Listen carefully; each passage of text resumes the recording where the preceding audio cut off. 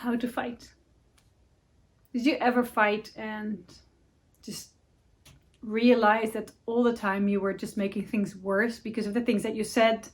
At one point you started to talk over each other and you stopped listening to each other, and things just got worse and worse. Were you ever in that kind of situation?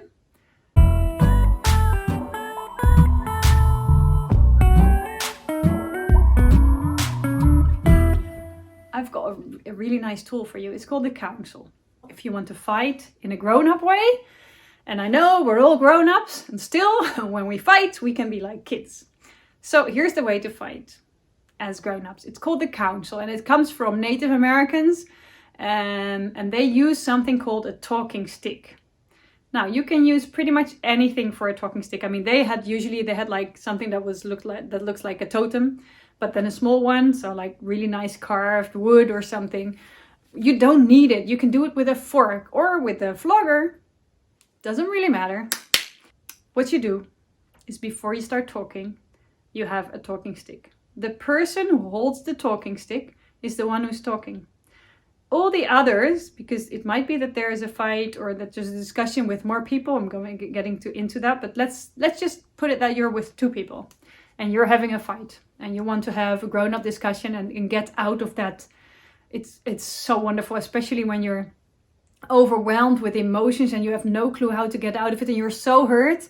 This is a wonderful way to get out of that emotional space and to give each other space, because you will see that if you give the other person the space to talk and you get the space to talk, this will clarify things so quickly and it will help you improve big time, and it will probably end your fight at the end.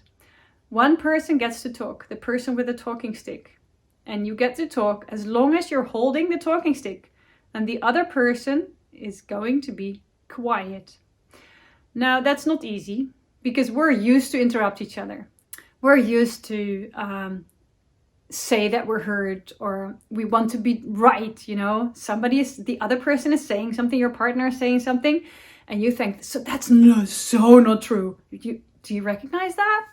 And the point is that you have to stay quiet. And this will force you to keep on listening with your heart. That's the second rule. You have to talk and you have to listen from your heart. Now, what is that? Yeah, I can imagine that it sounds a bit weird. The point is that we're trained, especially in the West, we're trained to reason from our mind.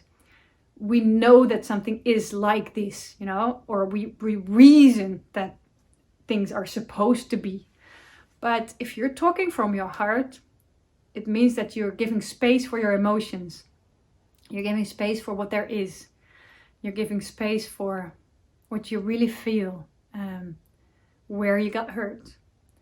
And if you get this, and it's a vulnerable place, and usually in a fight, we don't dare to go there because it's so vulnerable, and if somebody else will interrupt us and we're in that vulnerable space, it's gonna get us hurt, and we don't want to get hurt. Nobody wants to get hurt. So, and the way that you do this with a talking stick is because you're forced to be silent as the other party. It means that your partner, the one holding the talking stick, can talk from his heart, because then you have the space to be vulnerable, and because you won't be interrupted. So what you do is you can talk, and you can talk about what you really feel, and you can be truly honest about your feelings, about what happened, about how you see things. So many times, I don't know about you, but I'm a very fast thinker, and I'm also a very fast reactor, and I'm very, very good in assuming things. So when somebody is saying something, it doesn't matter what, I immediately draw a conclusion and I jump on it. And this usually doesn't give a lot of space to the other person to tell what they have on their minds and on their hearts. So the moment that I'm silent, my partner, the one with the talking stick, can talk from their hearts. And the whole point is just to say honestly what happened with you. And you can take your time. As long as you're holding the talking stick, you're the one talking.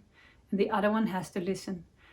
Listening with your heart also means that you're not all the time making up your answers in your head. You're gonna let the other person talk, the one with the talking stick. You're gonna let them talk. And the moment that you're listening, all you do is listen to what they say and try to really hear what they're saying and try to connect with them. Try to see it from their perspective. I found out that it already helps me that the person talking, I cannot interrupt, so I have to listen till they're finished, which will give them space, but it will also give me the space to first listen and not immediately react. The point is, the moment that I'm starting to think about what I'm going to answer that person, is that I'm not busy anymore with what the other person is saying. So, and this requires practice. I promise you, it won't happen overnight that you know how to do this. But the talking stick is giving you a tool to practice it.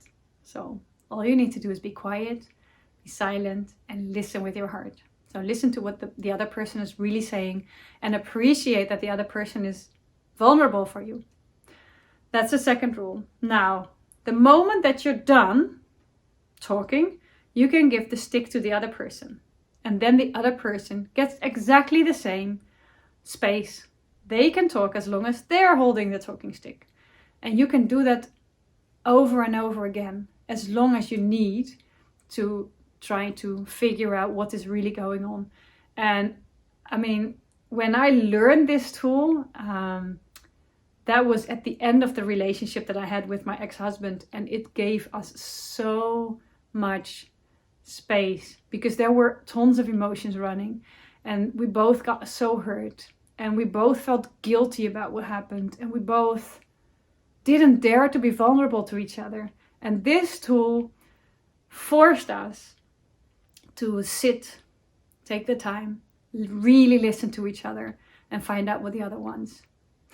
Now, this is wonderful to find out what caused a fight and create more understanding, because in the end what you will find out is that so many times when you fight, it's about not understanding each other. It's about assumptions that we make. It's about the communication that failed. And this is a way to fix it. So what I really like about the counsel is that you cannot just use it in a fight, but you can also use it, for instance, with your kids. If you want to decide on where to go to holiday, what you do is you use the talking stick, and each person gets the talking stick and they can tell what they really want. For instance, my kids want to go on holiday. When we did this, where they want to go to a place where other kids speak Dutch. I would have never thought about that, but for them it's important because they want to connect and they want to communicate and they want to know that there are actually kids. The next part is, of course, they want to have a swimming pool. For me, it was important that there was a swimming pool where my kids can go without my supervision. So it meant that I needed to have a swimming pool where you can stand and not just one that's deep. And I would preferably something like a lake or something, and that we can just swim in there. So in the end, we just managed to find out what we all had in common, what we wanted. And then it was possible for me to book something somewhere, which was pretty hard, by the way, because pretty much everything was booked. Anyway, it really helps to feel heard. And it's so important. My kids loved it, that I was actually listening to them. I'm so quickly in reacting. And this really helped.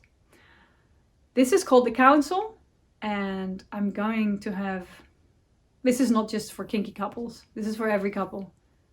It's actually for every relationship, a good tool. So let me know what you think about it and try it out just once. Try it with your mom. Try it with your sister. Try it with your best friend. As soon as you have to discuss something, or you have to decide on something, or you're getting into a fight, just pick something up. It can be a fork. It can be, well, a vlogger, anything. Try it and see what comes out of it. I'm looking forward to hear your experiences. Have fun, and don't forget, play with passion.